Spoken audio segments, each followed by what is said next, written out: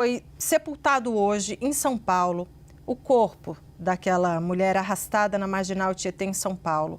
O velório foi marcado por homenagens e protestos com pedidos de justiça.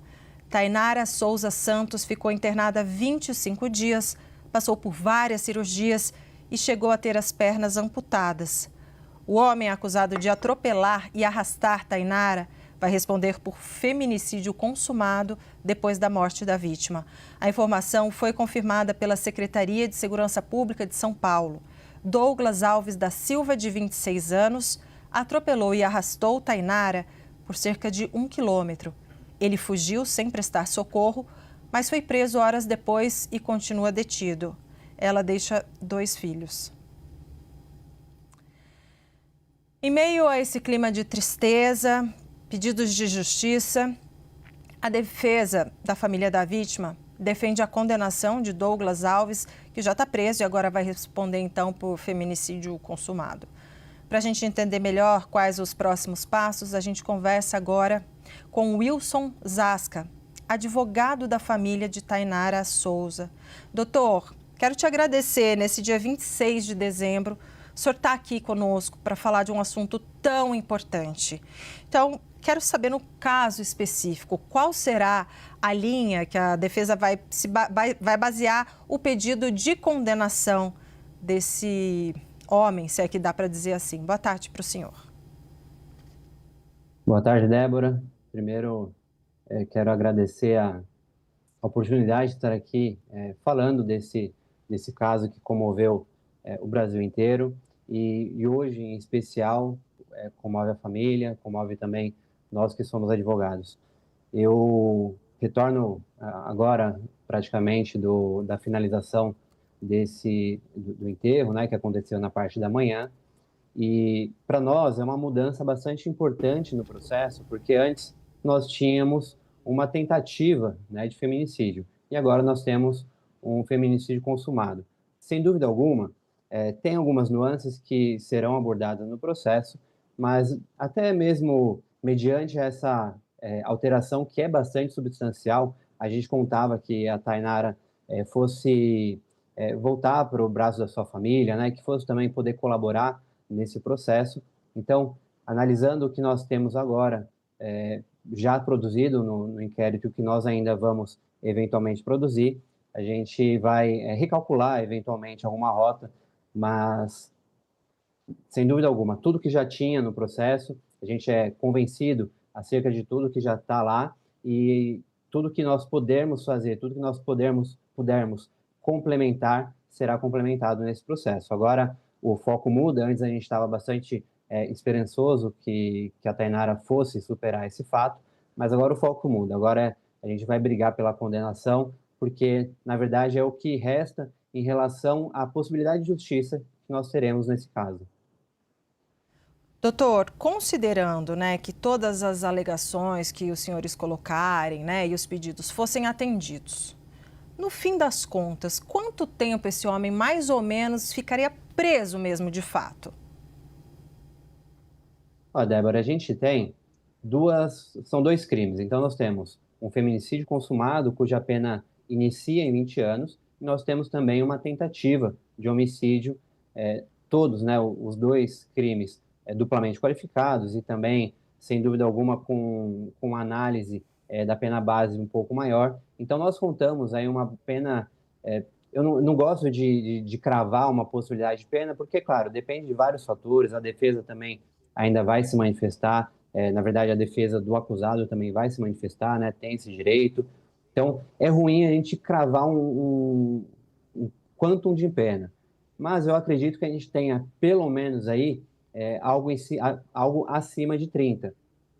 Agora veja, aqui é uma previsão, realmente depende aí de vários fatores, porque ainda tem a instrução, o processo tem as etapas, né, que serão seguidas, e aí sim, só lá na frente, depois de uma eventual condenação no tribunal do júri, que nós damos como certa, mediante tudo que foi passado e tudo que já tem no processo, aí sim, nós teremos uma pena estabelecida. Nós contamos pelo menos 30 anos, mas assim, é uma conta realmente de papel de pão, pode ser que ela venha mais elevada que isso, pode ser também que ela fique aproximada, muito há muitas variáveis ainda, mas nós, aqui, representantes da família, brigaremos para que a pena seja a mais alta possível, porque é o mínimo de justiça que nós conseguiremos nesse tipo de processo.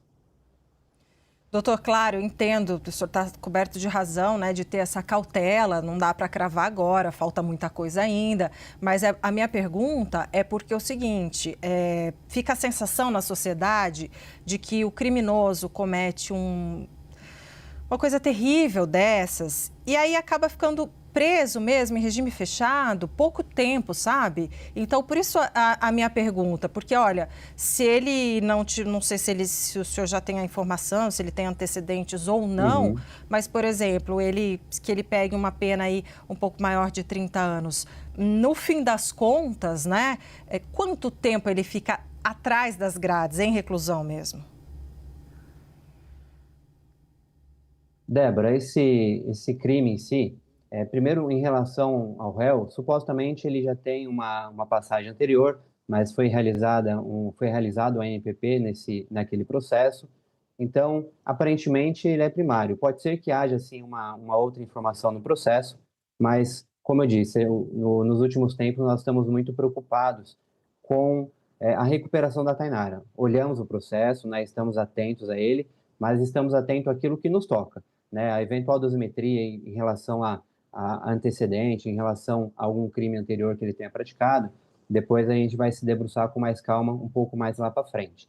De qualquer forma, é um crime bastante grave, então é um feminicídio, ele é qualificado, ele é um crime hediondo, então hoje a gente tem, né, a lei de execuções penais e ela prevê um percentual mínimo de cumprimento nesse tipo de crime. Salvo engano, que aí realmente eu preciso retornar a esse ponto, mas salvo engano a gente está em 50%, 50 ou 60, salvo engano. Então, é um cumprimento bastante extenso de pena. Então, quanto maior a pena ela for concretamente estabelecida no processo, maior a gente tem um período de cumprimento inicial em regime fechado. Salvo engano, como eu disse, entre 50% e 60% daquela pena que for estabelecida.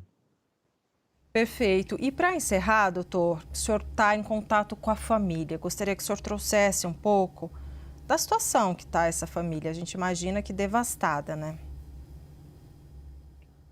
A família completamente devastada, né? A gente vem, e nós também, eu venho acompanhando esse processo desde o primeiro dia, tive contato com a família no dia dos fatos e aí depois disso praticamente todos os dias, seja para acompanhar em delegacia, seja para amenizar ou então tirar alguma dúvida referente ao processo, mas eu percebo que assim a gente estávamos todos, né, bastante esperançosos de que ela passaria por esse trauma.